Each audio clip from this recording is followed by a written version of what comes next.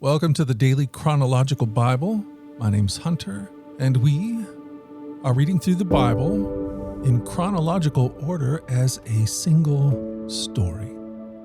And that story is all about Jesus.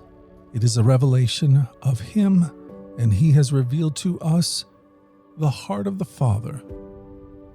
Today, August the 15th, we're in the book of Jeremiah, chapters 37, starting in verse 11 through 38.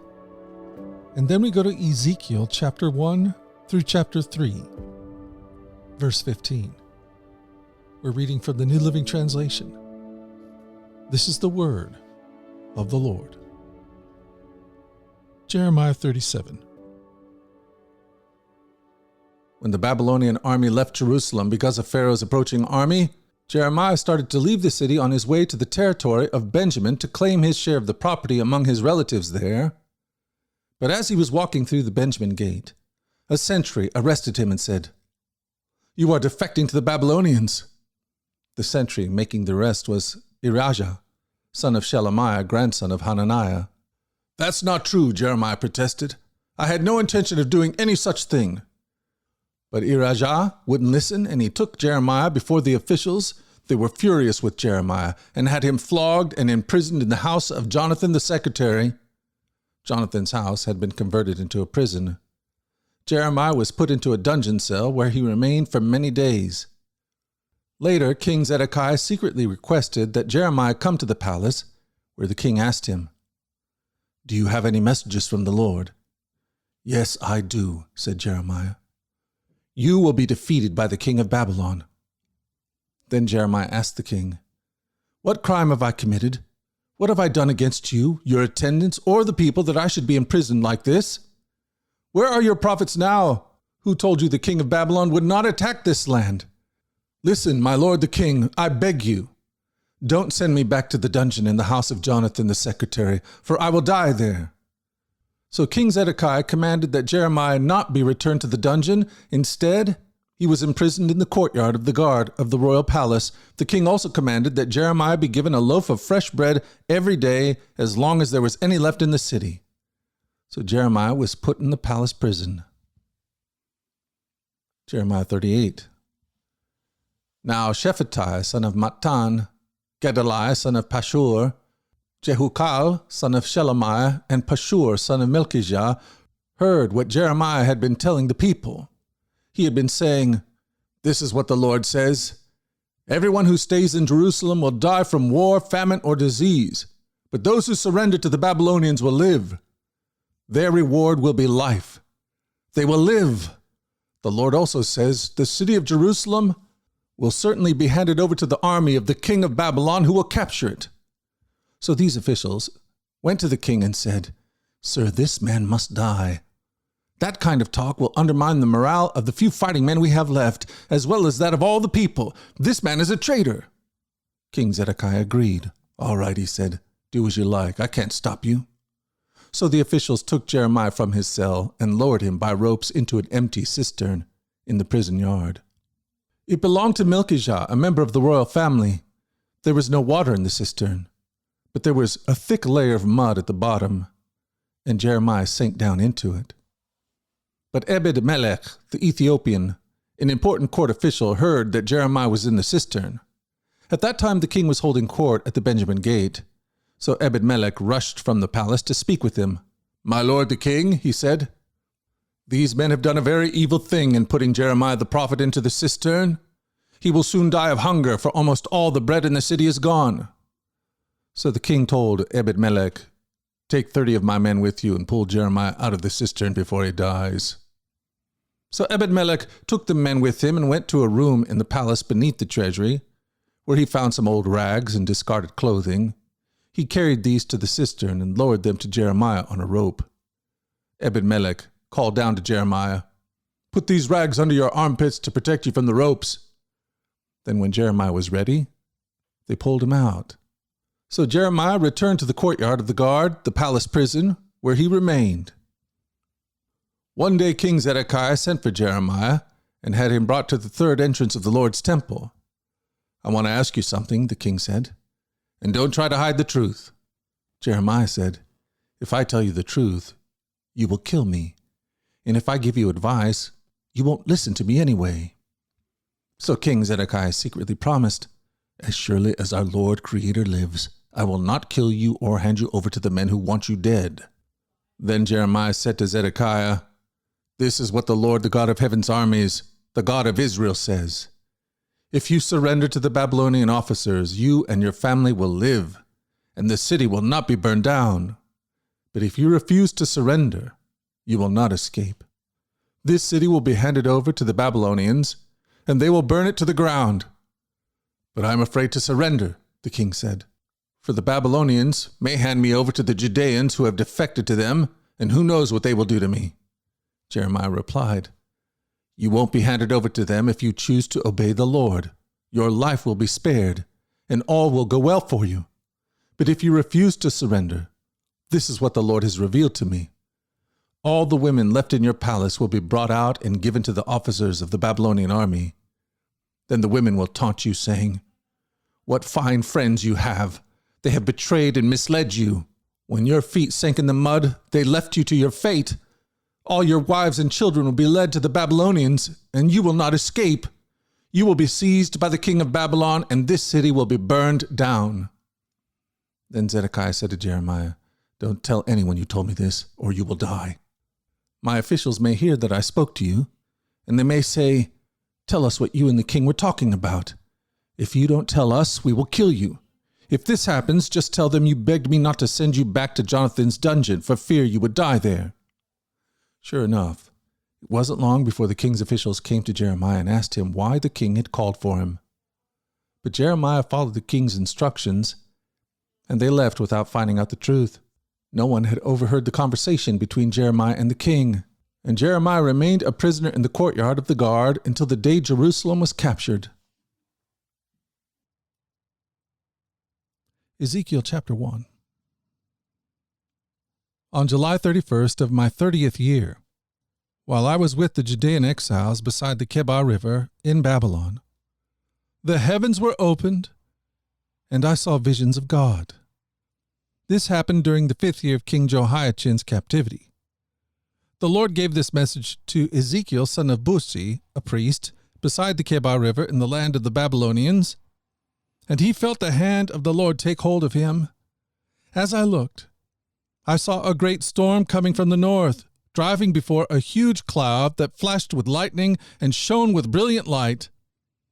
There was fire inside the cloud, and in the middle of the fire glowed something like gleaming ember. From the center of the cloud came 4 living beings that looked human, except that each had 4 faces and 4 wings. Their legs were straight, and their feet had hooves like those of a calf and shone like burnished bronze. Under each of their 4 wings I could see human hands. So each of the 4 beings had 4 faces and 4 wings. The wings of each living being touched the wings of the other beings beside it. Each one moved straight forward in any direction without turning around. Each had a human face in the front, the face of a lion on the right side, the face of an ox on the left side, and the face of an eagle on the back. Each had 2 pairs of outstretched wings. One pair stretched out to touch the wings of the living beings on either side of it, and the other pair covered its body. They went whatever direction the Spirit chose, and they moved straight forward in any direction without turning around.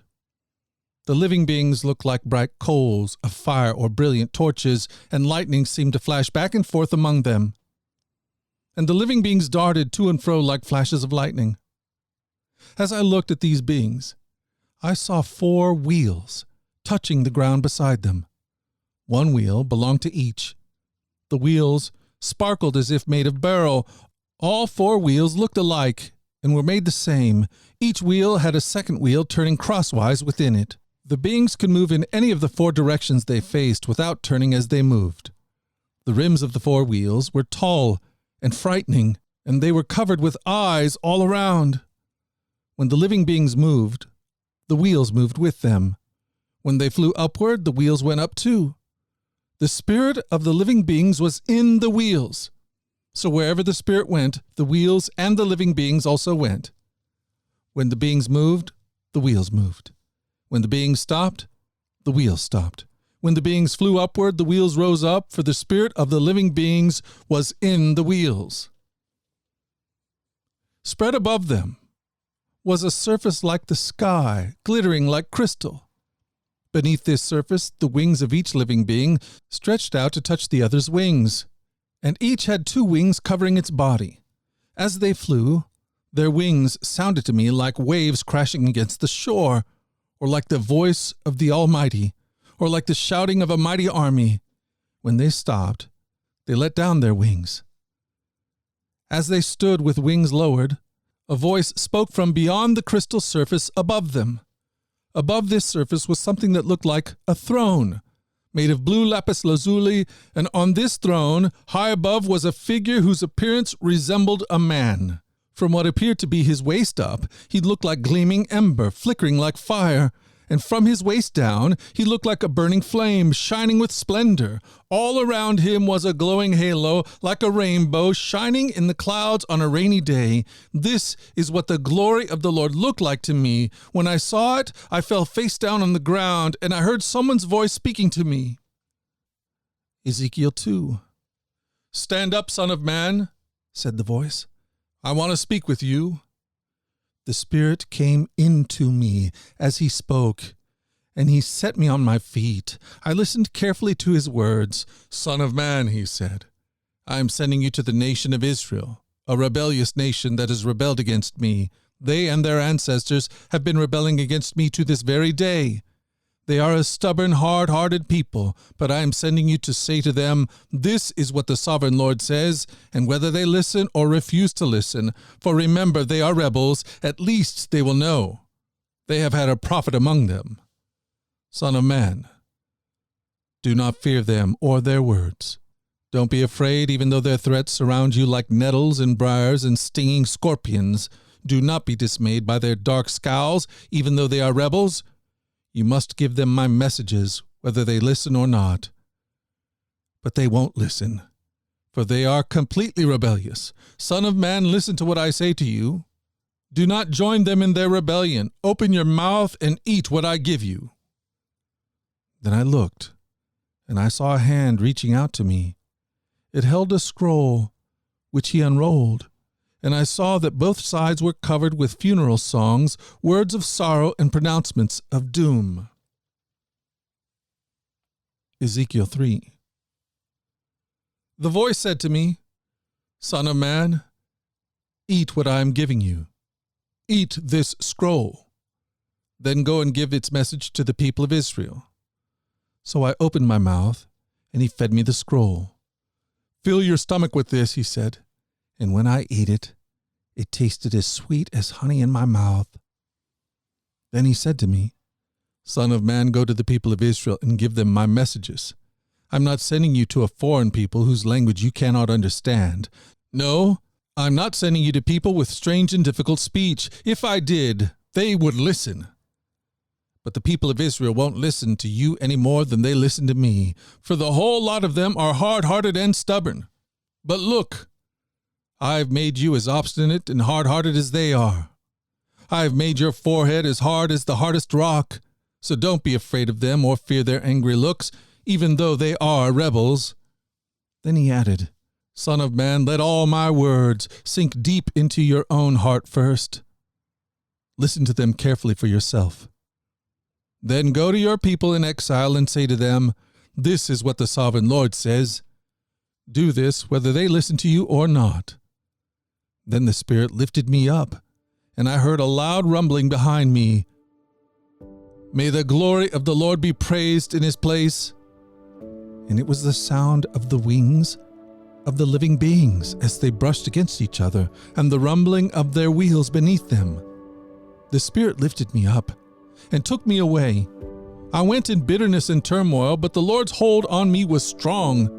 Then I came to the colony of Judean exiles in Tel Abib beside the Kebar River. I was overwhelmed and sat among them for 7 days.